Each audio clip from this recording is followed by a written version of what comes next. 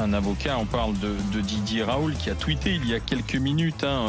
Nous n'avons jamais changé d'avis à propos de ce qui est dit là depuis 2 jours sur l'hydroxychloroquine. Alain Houpert, bonjour, sénateur de la Côte d'Or. Merci d'être avec toi. J'espère qu'on vous entend bien, Monsieur Houpert. On commençait à parler d'un début de mea culpa de Didier Raoult à propos de l'hydroxychloroquine.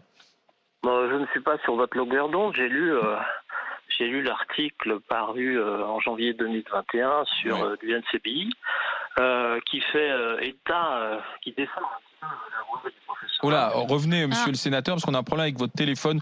Ou alors enlevez le haut-parleur. J'ai pas le haut-parleur. Voilà, ne bougez plus. Allez-y. Je ne bouge plus. Voilà. Dans cet article fait état de la première étude du professeur Raoult de février 2019 qui était sur 40 cas, et le professeur Raoult a dit on ne peut pas tirer des conclusions puisqu'il n'y a pas de létalité. Le professeur Raoult n'a pas changé d'avis, il a eu l'honnêteté de dire que cette première étude n'était pas valable. Et ensuite, il a fait une étude sur 80 patients, une étude sur 1000 patients, et vous voyez son dernier tweet. Mais au-delà du professeur Raoult, je ne suis pas un défenseur du professeur Raoult, moi je suis un défenseur de la liberté de prescrire et de recherche. Charles Consigny tout à l'heure a parlé d'effets placebo. Je ne comprends pas qu'on interdise un médicament qui certes n'est pas cher, qui a peu de complications et qui donne l'espoir aux gens. Et en tant que radiologue, nous avons été très touchés, les radiologues, puisque nous faisions des scanners Covid. Beaucoup de mes confrères ont eu le Covid et ils ont pris le traitement du professeur Raoult et ils ont été miraculeusement, étonnamment surpris très très vite et sans aucun séquelle. Oui, il y a d'autres médecins hospitaliers qui l'ont pris en disant ça n'a strictement rien fait aussi. Non, vous savez, on voit beaucoup de professeurs de médecine d'université qui s'expriment. Je vous signale que ces gens-là sont nommés par un ministre et j'ai jamais vu un préfet critiquer son gouvernement. Mais moi, en tant que parlementaire, je m'inquiète du fait qu'il y ait une médecine officielle délivrée par le gouvernement. Je m'inquiète qu'il y ait un conseil de défense. Je m'inquiète qu'il y ait un conseil citoyen sur la vaccination. Où est la démocratie parlementaire? Où est la recherche? Où est la médecine? Moi, je veux qu'on rende la confiance aux médecins généralistes. Beaucoup de médecins généralistes, si la chloroquine était si inefficace, j'ai beaucoup de collègues qui la prescrivent, si elle était si inefficace, pourquoi ça marche sur les cas que j'ai au contact, que j'ai quotidiennement?